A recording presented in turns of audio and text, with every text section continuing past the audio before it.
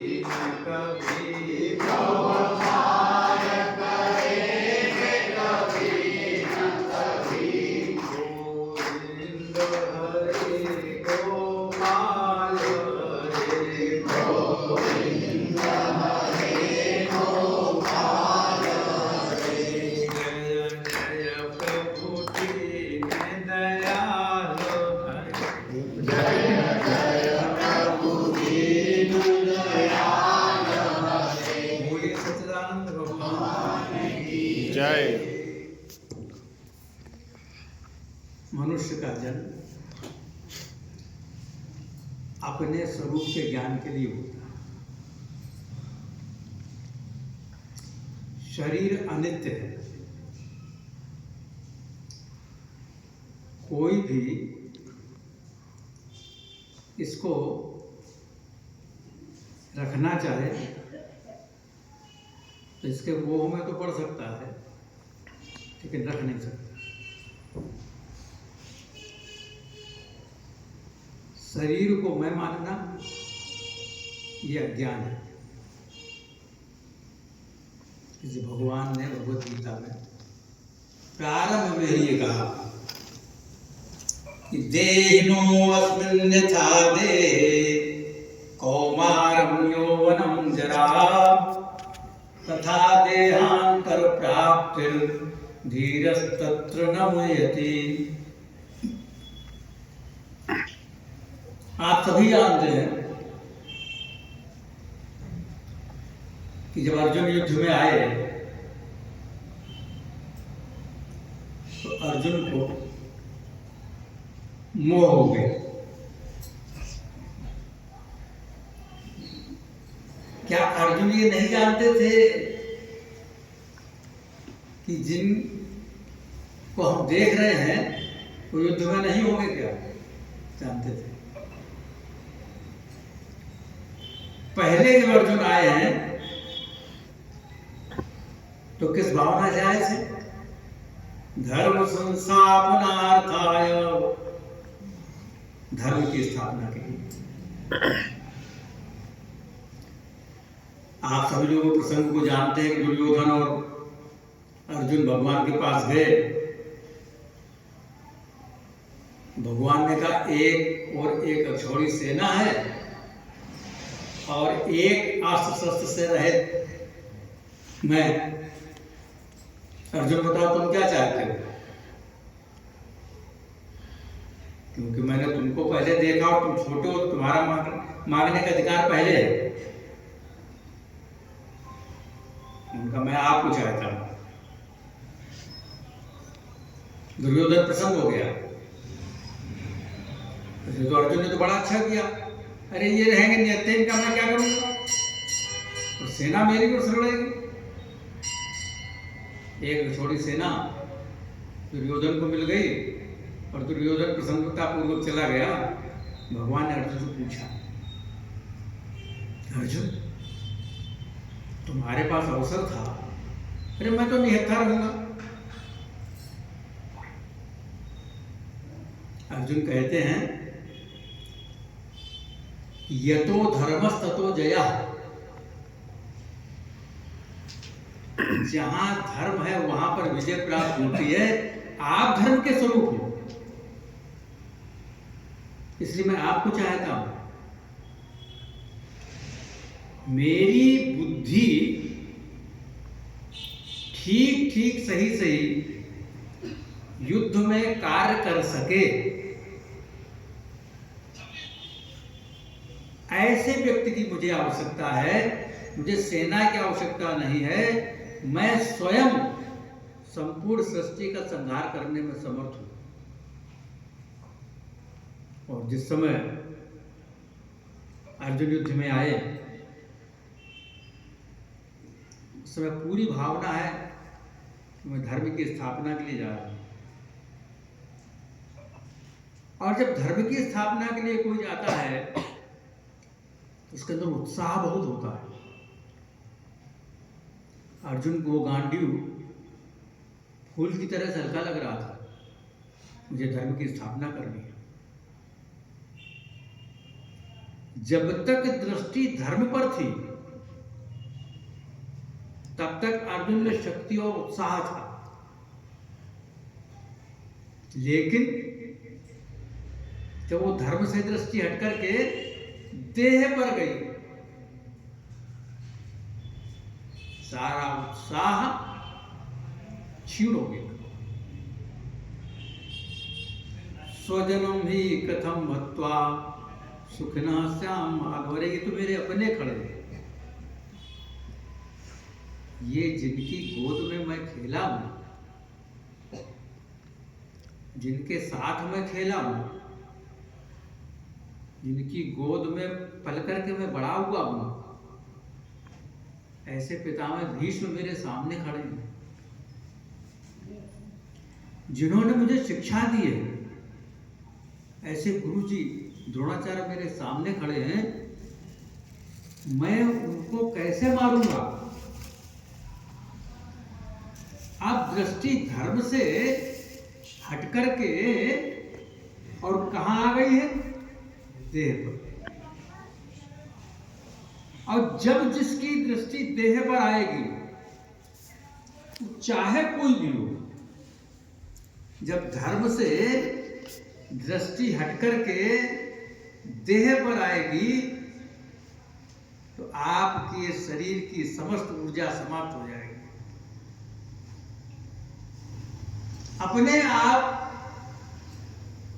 जो चैतन्य स्वरूप है, जो सच्चिदानंद स्वरूप है, वहां से दृष्टि हट गई, और वहां से दृष्टि हट करके शरीर पर आ गई, और जब दृष्टि शरीर पर आ गई तो आप मरने वाले हो गए,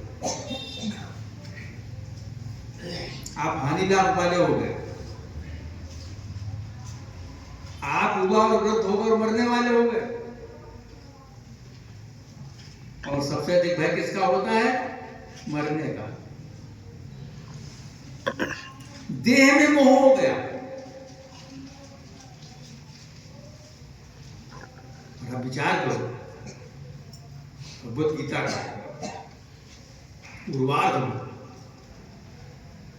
एक ऐसा व्यक्ति जो ये कह रहा मैं सारे संसार को नष्ट कर सकता हूं, और जब देहवादी हो गया, मैं मरूंगा, यदुआ जयम यदुआनो जयु,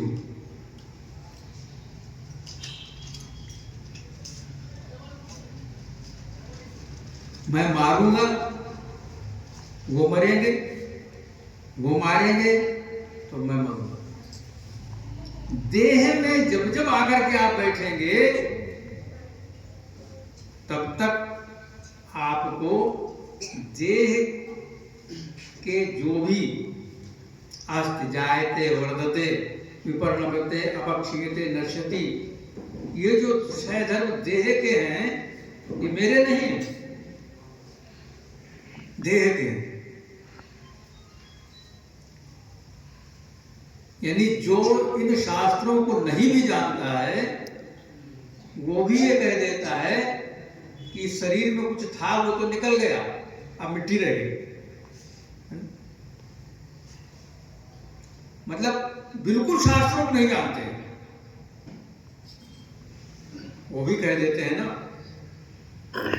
जैसा मानस की दो पंक्तियों में आता है, तारा विकल और देख बुराया, दीनी ज्ञान और हरनी माया, क्षितिजल पावक गगन समीरा, पंच रचित अधम शरीरा, पड़ा सो तन तो ही आगे सोवा, अजीव नित्य के लग तुम रोवा। किसके लिए रोती हो? शरीर के लिए रोती हो? शरीर तो पड़ा तुम्हारे आगे, और यदि शरीर के लिए नहीं रोती हो तो वो तो कभी मरता ही नहीं। तो आपको दृष्टि देना समझना होगा भगवान क्या कहना चाहते हैं। और इसीलिए भगवान ने कहा, क्या तुमने मेरे ज्ञान को एकाग्रता पूर्वक सुना है?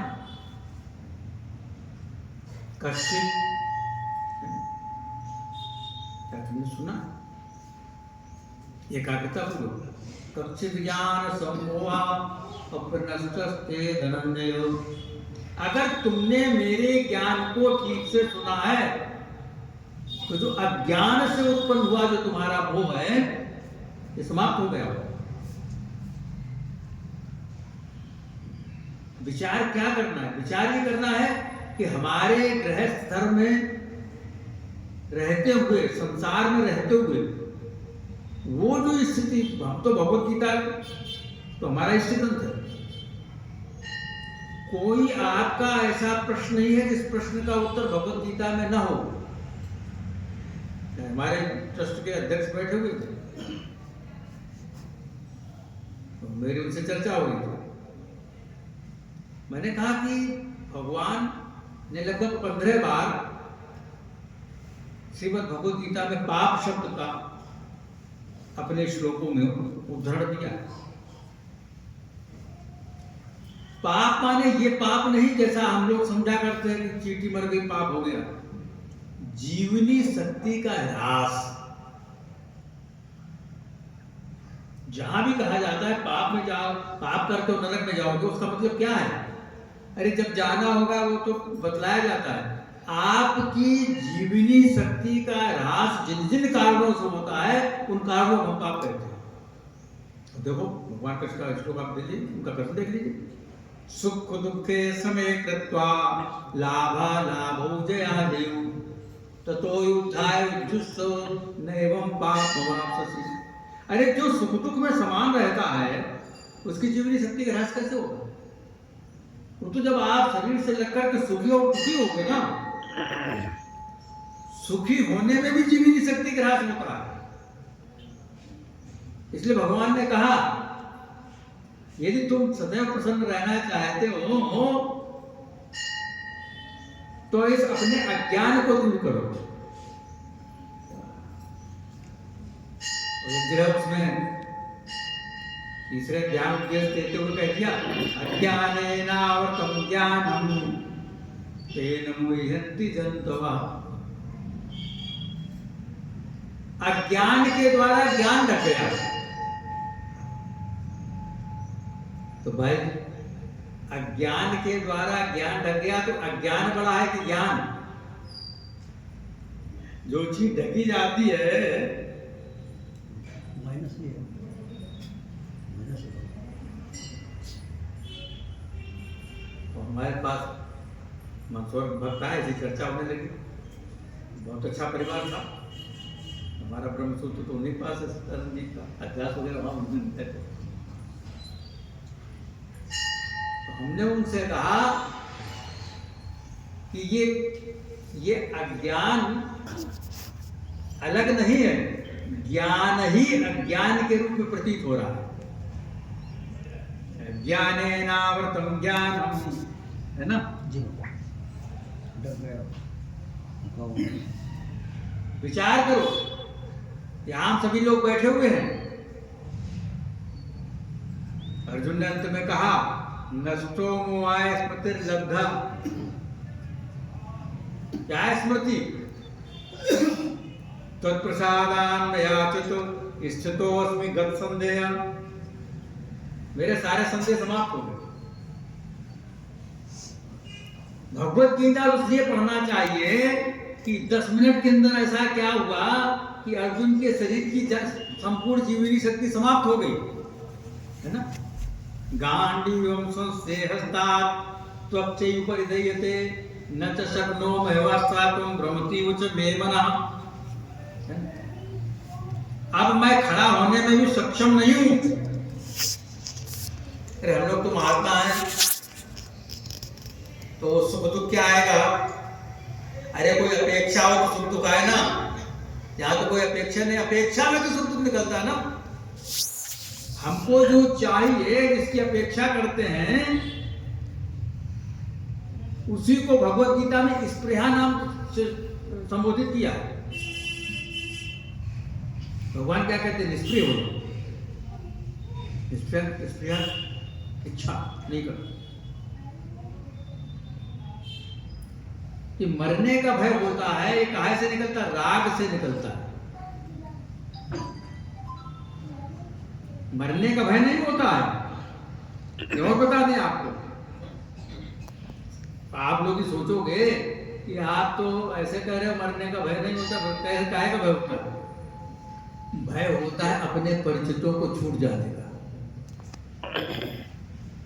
मरने का भय किसी को नहीं होता। हाय हमने जो खड़ा किया वो छूटा जाना। हाय हमने कितना परिश्रम किया है, कितना धन इकट्ठा किया है, उसकी व्यवस्था भी नहीं कर पाया, और तो हम तो जा रहे हैं। कुछ समय मिल जाता, अरे तो इतना समय तो मिला था आपको, आपने कहा किया। देह के साथ आप अपने को जोड़ोगे तो दुख से कभी नहीं बच सकते। प्रश्न पैदा होता है, तो क्या महात्मा लोग अपने को देह से नहीं जोड़े रहते हैं क्या? यदि आप लोग भोजन कराते हो तो भोजन करते कि नहीं करते? अन्नमय कोश है, भोजन नहीं करेंगे तो अन्नमय कोश ये तो कुछ काम का नहीं रहेगा। बृहदारण्यक में कथा आती है, वो उससे कह दिया अनशन करो। 14 दिन उसने अनशन किया। 14 दिन के बाद बुलाया, कहा एक बार तो सुनाओ, नहीं सुना पाए। कहा थोड़ा सा भोजन करो, भोजन कर लिया, आप सुनाओ, तो सुनाने लगा। तो अन्नमय कोश नहीं, तो अन्नमय कोश अन्न से चलता है। तो मरने का भय नहीं है। भय काहे का है? राग। ये हमारा हमसे बिछुड़ न जाए, हाय छूटा जा रहा है। अच्छा, छोड़ने के लिए तैयार हो तो क्या होगा? हम तो कभी कभी अपनी घटना बताते ना, ये जब चला था ना चक्कर, तो हमको भी डेंगू हो गया। अब शरीर के आधार पर हम बोलेंगे ना, नहीं तो आध्यात्मिक भाषा का प्रयोग करेंगे तो समझ नहीं आएगा। वहां से एक गड़बड़ हो। अब वो डॉक्टर रिपोर्ट को मानने को तैयार नहीं, हम लेके गए क्योंकि हम अपने यहाँ टेस्ट कराएंगे।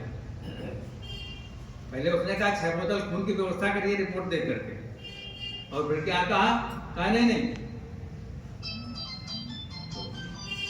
तो उसने अपने आप टेस्ट किया। जब गए थे तो 18,000 प्लेटलेट रह गई थी। जो डॉक्टर हैं, जो जानते थे, वो तो समझ सकते हैं। और बाद में जो है उसने जब अपने यहाँ टेस्ट किया, उसमें डेंगू निकला और 12,000 प्लेटलेट रह गई। तो वो कहे आपको मरने का डर नहीं लगता? तो हमने कहा मरने का डर पूछ रहे हो? मैं ये देख रहा हूँ कौन सा शरीर हमारा बनने जा रहा है, तो कैसे होता है शरीर छोड़ने की प्रक्रिया। मैं तो शरीर छोड़ने के लिए तैयार हूँ।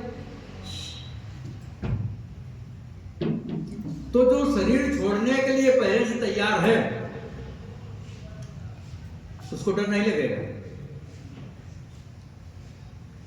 हम तुम क्या कितने महारथी इस जग से आकर चले गए, जो पहले से तैयार न थे तो पछता पछता कर चले गए। इसलिए भगवान ने ये कहा, जब अर्जुन ने ये कहा ना, यक्षोक मुक्षो षड्विंद्रियाणाम अवाप्य भूमा सपत्न वृद्धम राज्यम सुराणाम अपिचाधिपत्यम अपित्रैलोक राजस्य हेतो क्यों न महीकृत। यह शोक क्या कर रहा है? कितना वैज्ञानिक ग्रंथ है। मैं तो कहता हूं आप बार बार पढ़िए, और ऐसा नहीं कि आप पहला अध्याय और दूसरे अध्याय का प्रारंभ तो उसको छोड़ दीजिए, और आज हमारे भगवान शंकराचार्य जी ने 11वें अध्याय से व्याख्या की तो वहीं से पढ़ेंगे, वहीं से शुरू होता नहीं। भूमिका बहुत जरूरी है। अर्जुन भगवान से कहते हैं कि शोक, देखिए कितना समझ रहे हैं, आप भी समझिए। तो कह रहे हैं शोक के कारण मेरी इंद्रियों की जितनी शक्ति है, उसकी समस्त शक्ति है, उसका ह्रास हो गया।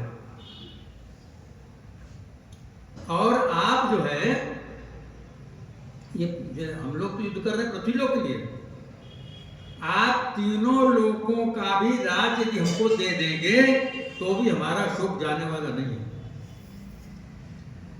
भगवान ने कहा जो असली उपाय बताया गया है, तरति शोकम आत्मविद, शोक को यदि दूर करना है, शोक के साथ आप सब जोड़ लेना, काम क्रोध लोभ मोह मद मत्सर, ये सब, इनसे कैसे बच सकते हो? कहती आपको अपने स्वरूप का ज्ञान हो। मनुष्य का जो शरीर मिलता है वो अपने स्वरूप के ज्ञान के लिए मिलता है। क्या कहा तुमने, क्या कहा? नष्टो मोह स्मृतिर्लब्धा त्वत्प्रसादान मया चितो, आपके प्रसाद से मेरा मोह जो है वो नष्ट हो गया है और साथ ही मुझे अपने स्वरूप का ज्ञान हो गया। मोह किससे है? तो बहुत लोगों का दिमाग चला जाता है, कोई कहता मैं पुत्र से है, कोई कहता बहू से है ना, कोई परिचितों को बताता अपना जिसका जिसका परिचय है, मतलब परिवार में या बाहर। लेकिन मोह मालूम किससे होता है? मोह होता है अपने शरीर से।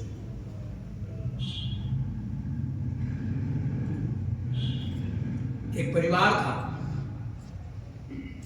उस परिवार में एक वृद्ध थे, वो करवट भी नहीं ले पाते थे।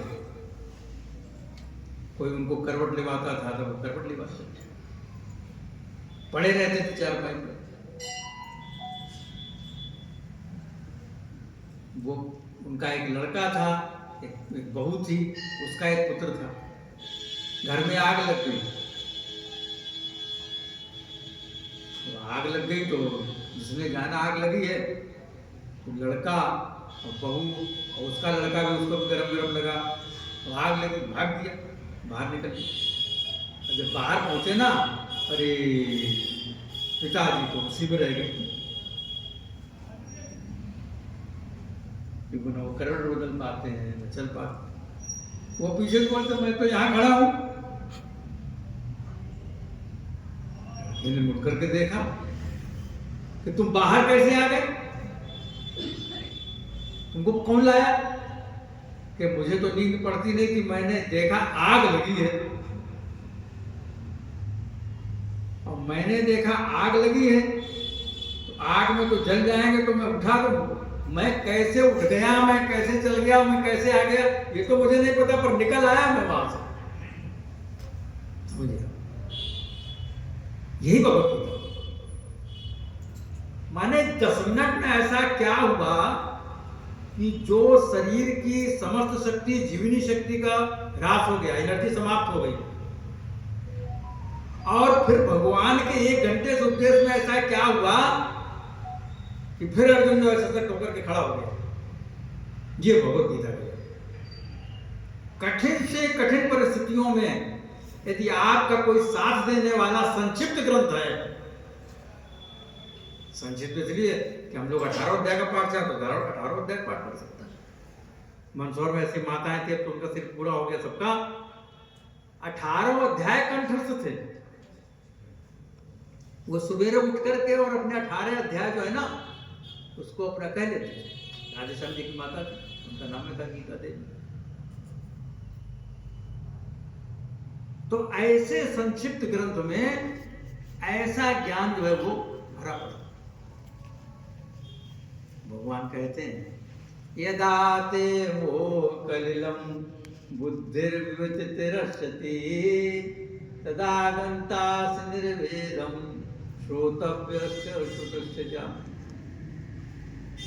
कहते जिस काल में तुम्हारी जो मोह की जो गांठ है ना, तो कलिल कहते मोह कलिल, और कहीं कहीं व्याख्या इसकी कीचड़ की कलिल की गई है। तो कीचड़ में यदि निकलना न जानते हो तो कीचड़ में फंस जाओगे, फंसते चले जाओगे। और कीचड़ में भी निकलने की कला होती है, तो जो उस कला को जानते हो कीचड़ को भी पार कर जाते हैं। यदि कदाचित कीचड़ में फंस जाओ तो लेट जाओ, बाहर निकल जाओ।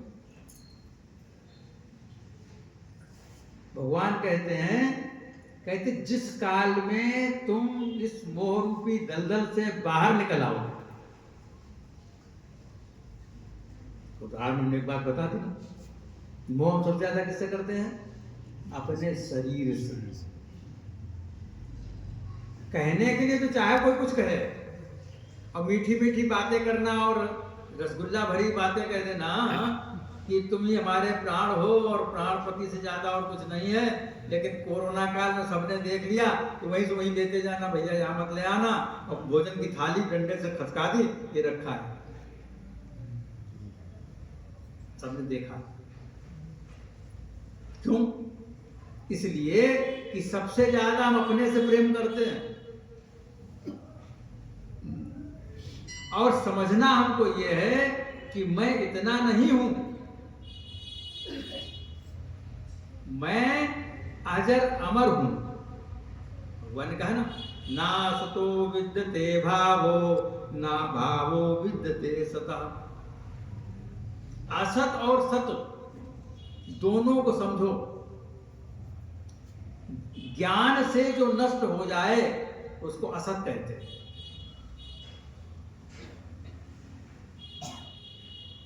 और जो ज्ञान होने पर बना रहे उसको सत्य। अपने इस शरीर का एक नाम क्या है? कर्म फल।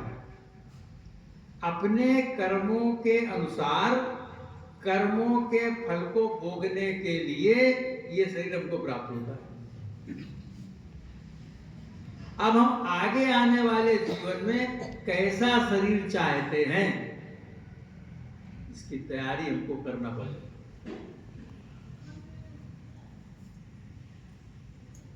जब वो लोग उसकी तैयारी नहीं करते हैं, कल ही हम कोई घटना बताएंगे, उनकी 100 करोड़ की संपत्ति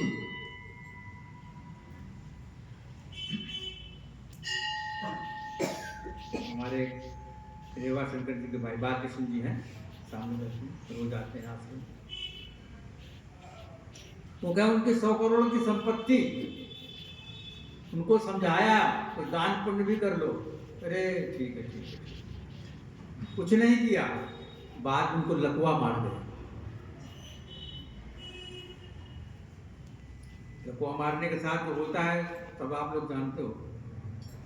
लेकिन हमने उनसे क्या कहा? हमने कहा अगर वो दान कर देते ना तो उनको लकवा नहीं होता, क्योंकि सारे रोग आपके मस्तिष्क से पैदा हुए हैं ना। तो इसलिए देहाती भाषा में क्या कहते हैं, जब मन चंगा तो कठौती में। विचार करिए, भगवत गीता आपको प्रारंभ में यही शिक्षा देती है। अर्जुन ने भगवान से कहा, यह जो बात पैदा हुई मुझमें, ये जो शोक पैदा हुआ, उसने मेरी शरीर की सारी शक्ति समाप्त कर दी। तो क्या भाई शोक होने पर अर्जुन की शरीर की शक्ति समाप्त होती है, हमारे शरीर की शक्ति नहीं समाप्त होती है क्या? हमारे भी शरीर की शक्ति समाप्त होती है। इसलिए कभी कभी मैं उदाहरण देता हूं कि हमारे इस मस्तिष्क के 2 भाग हैं, एक यहाँ होता है, लोग कभी कभी कहते ना यहां से बोल रहे हो कि यहां से बोल रहे हो। और जब अचानक कोई अपने संबंधित कोई होता है और उसकी कोई दुर्घटना आदि की बात आती है तो शौच जाना पड़ता, लेटिन जाना पड़ता, क्योंकि वहां तक बात पहुंचे।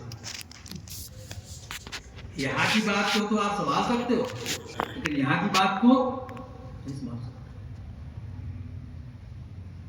इसलिए यह केवल भगवत गीता सामान्य ग्रंथ ही नहीं है, ये आपके शरीर और आपकी इंद्रियों, आपके मन, आपकी बुद्धि, आपके अंतःकरण का विज्ञान भी है। इसलिए कहते हैं 2 चीजों को समझो। तेरे ध्यान व्याख्या की ना, क्षेत्र क्षेत्र गिरो का एक खेत होता है और खेत का मालिक होता है। अरे ये तो आप आसानी समझ सकते हो। आपके यहाँ कोई वाहन है तो कार है, कार का मालिक है, मकान है तो मकान है, मकान का मालिक है। अपने मकान में रहते हो तो स्वयं मालिक हो गए, किराए के मकान में रहते हो तो मकान का मालिक है। तो मकान है, एक मकान का मालिक है, दो हैं। और जितने दिन का किराया आपने दिया है उतने दिन तो आप उस मकान में रह सकते हो। और उसके बाद घर ते कहीं के गही काढ़ो, भूत भय को खई है।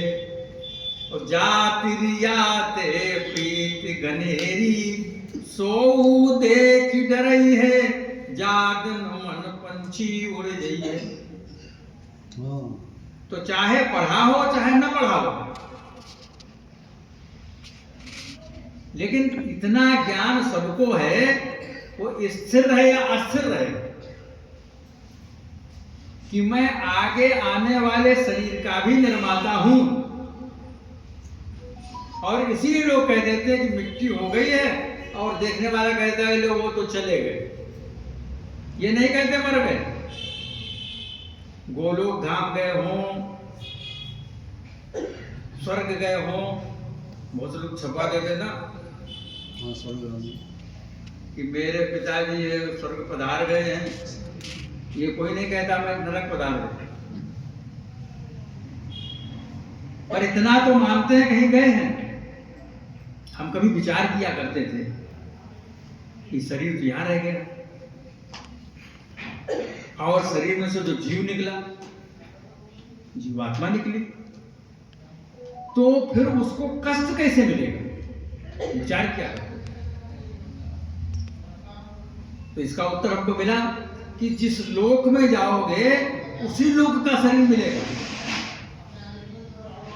है ना। तो स्वर्ग लोक जाओगे तो स्वर्ग का शरीर मिलेगा। जब स्वर्ग लोक का शरीर मिलेगा ना तो उसमें बुढ़ापा नहीं होता है।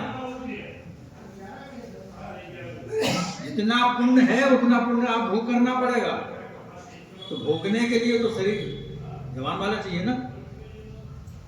और फिर आपका पुण्य भोग लिया गया, सुख मिल रहा है, सुख आपको पुण्य के आधार पर ही मिल रहा है। ते तम मुक्त्वा स्वर्गलोकम विशालम क्षीणे पुण्ये अमर्तलोकम विशन्ति। आप उतने ही दिन 5 स्टार में रह सकते हो जितना पैसा जमा किया है, चाहे आपने किया हो चाहे आपके परिवार के लोगों ने किया। देखो उतने ही दिन सुख भोग सकते हो, उससे ज्यादा नहीं भोग सकते। इसलिए आगे आने वाले जो शरीर है उसका निर्माण भी आप करते हो, और आपको जो आने वाला जो शरीर प्राप्त होगा या इस समय जो प्राप्त है, और आप जो लोग बैठे हुए हो, आप अभी के संस्कारी नहीं हो, पिछले जन्म के संस्कारी। इसलिए भगवान 6वें अध्याय में कहते हैं तत्रतम बुद्धि संयोगम और लभते पौर्वदयिकम। आपने जो पीछे के शरीर में कार्य किए हैं, जो पीछे जैसी साधना की है, वो साधना जो है आपको जन्म से प्राप्त होगी। लेकिन इसी में एक बात और हम जोड़ना चाहते हैं कि यदि आपके जीवन में सत्वगुण है तो आपको सुख की प्राप्ति होगी। आप कहीं भी रहें, क्यों? तत्र सत्वं निर्मलत्वात् प्रकाशकमनामयम् सुख संगे निबध्नाति ज्ञान संगे न चानल। सत्वगुण की ये विशेषता है कि सुख भी रहेगा और ज्ञान भी रहेगा। अब ये प्रश्न पैदा होता है, जो सब महात्मा भी कहा करते हैं, भागवती पंडित भी कहा करते हैं, और भी लोग कहा करते हैं। वो कहते हैं माँ के गर्भ में जाओगे तो नरक का दुख भोगना पड़ेगा। कहते नहीं, सुना होगा ना। हम कहते नहीं, ऐसा नहीं। तो हमारे पास लोग प्रश्न करेंगे ऐसा क्यों नहीं है, सब कहते हैं। तो हम ये कहते हैं कि भगवान ने ये कहा है कि सत्गुणी व्यक्ति जहां भी रहेगा वहां सुखपूर्वक रहेगा और उसमें ज्ञान भी होगा। तब लोग ये कहेंगे कि आप ये बताओ कि आपके पास कोई प्रमाण है? हाँ प्रमाण है। क्या प्रमाण है? कि सुखदेव भगवान जो है वो कहते हैं कि मैं यही रहूंगा, मैं बाहर नहीं निकलूंगा। क्यों नहीं निकलोगे? कि मुझे माया लग जाएगी। अच्छा बताओ, सुखदेव को गर्भ में ज्ञान है कि नहीं है और सुख है कि नहीं है, वहां से निकलना नहीं चाहते। अगर सुख नहीं होता आप दुख में थोड़ी रहना चाहते हो। जहां भी दुख मिलता वहां से जाना चाहते हो और जहां सुख मिलता वहां रहना चाहते हो। इसलिए सत्गुणी व्यक्ति यदि शरीर छोड़ करके भी जाएगा और तो उसको सुख और ज्ञान से अलग नहीं कर सकते। सब अपने गर्भ में है ना, उनके पिता कौन थे, उन्होंने श्लोक बनाया, श्लोक में थोड़ी सी गलती थी। अष्टावक्र जी ने वहीं से पिता को कहा इसको शुद्ध करो, ऐसे बनेगा। अरे तू वहां से अभी से कहने लगा, तू बाहर नहीं निकला है, अभी से इतना टेढ़ा है। पिता गलती निकालने लगा, जा आप जगह टेढ़ा हो जाए। अरे घर में दुख होता, जब इस लोग शुद्ध कर रहे हैं तो कहते नहीं यहां दुख लग रहा है, यहां इसमें से बाहर निकलना है हमको। वहां कहां का उन्होंने इस लोग शुद्ध कर दिया। माने यदि हम सत्गुणी होते हैं तो चाहे इस संसार में रहे जीवन में और चाहे शरीर को छोड़ करके आगे वाले शरीर में जाएं, हमको ज्ञान से और सुख से कोई अलग नहीं कर सकता।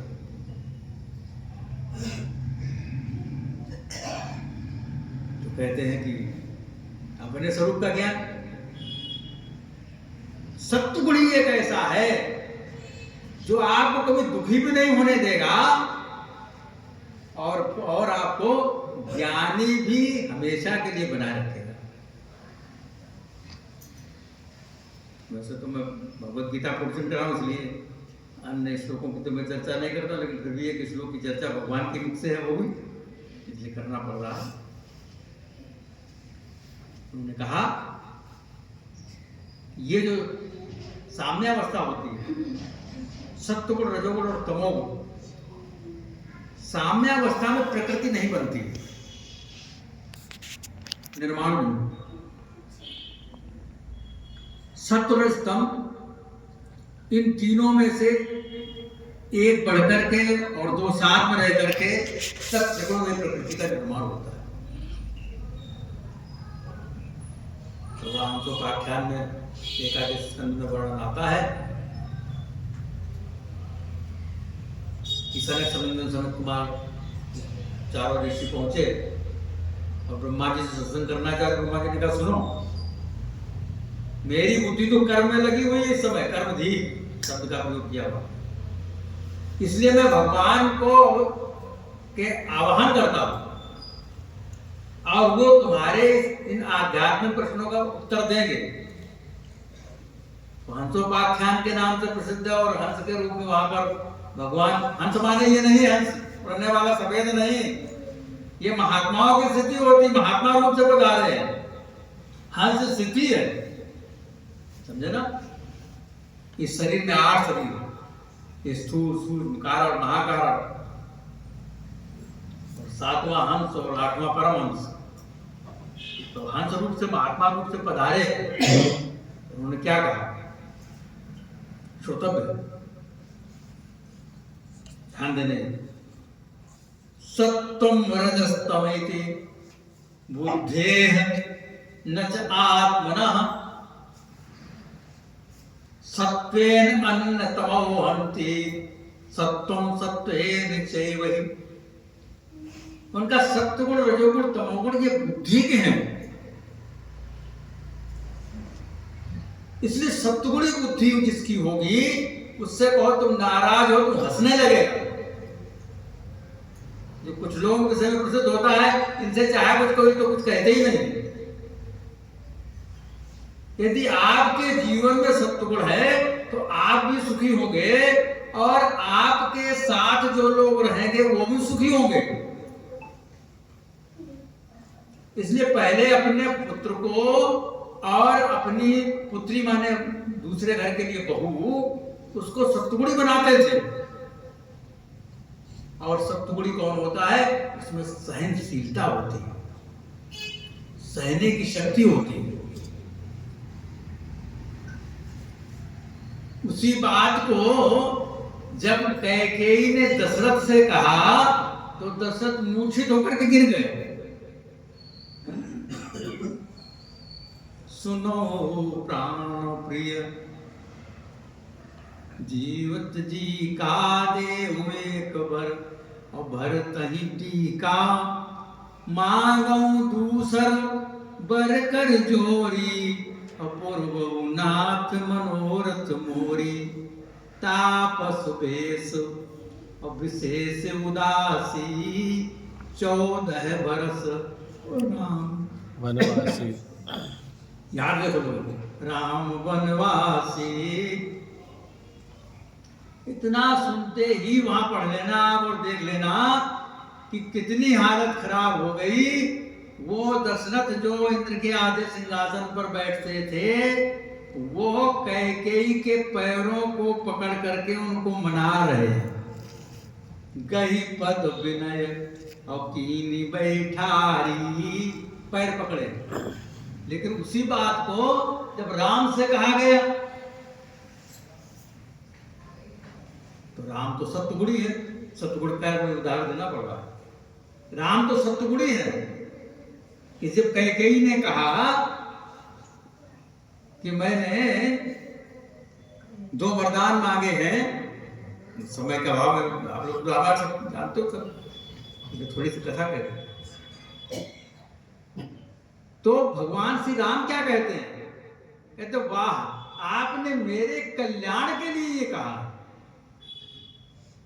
देखिए, सत्वगुणी व्यक्ति जो होगा वो दुख में से सुख निकाल लेगा और रजोगुणी व्यक्ति जो होगा वो सुख में दुख निकाल लेगा। चाहे जितना अच्छा करो आप, लेकिन रजोगुणी जो होगा उसको आपका वो ज्ञान पसंद नहीं आएगा, क्योंकि उसको तो दुखी निकालना है ना,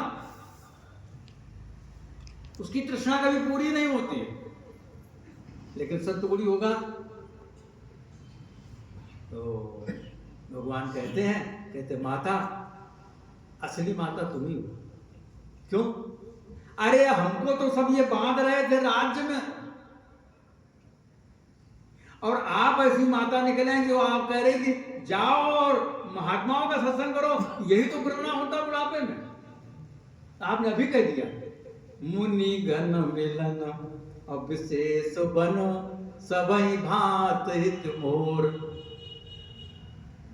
मनुष्य का जन्म होता मोक्ष की प्राप्ति के लिए, मोक्ष मिलता महापुरुष महात्माओं के साथ से, और यहाँ तो हम राज्य का देखभाल करना पड़ता ना हमको। तो अब तो पूरा समय हमारे पास है, अब तो महात्माओं के साथ रहकर के निर्द्वंद होकर के और मोक्ष की प्राप्ति करेंगे।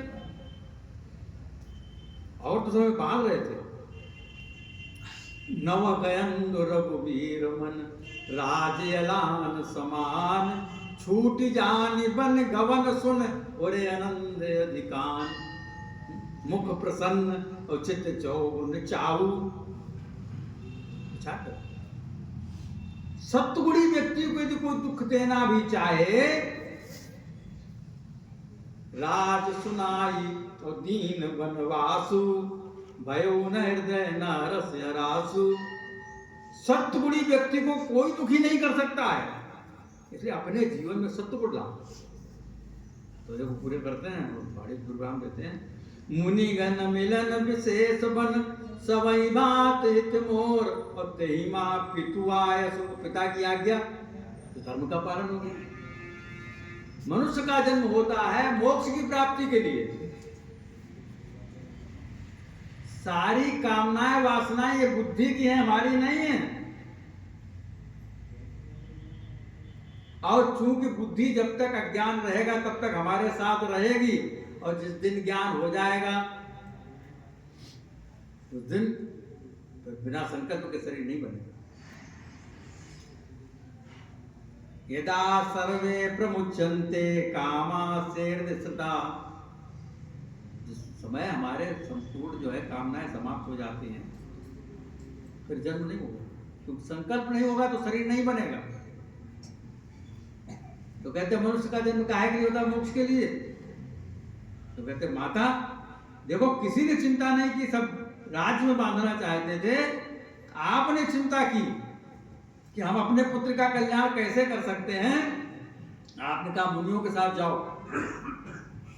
आप हमारी असली माता।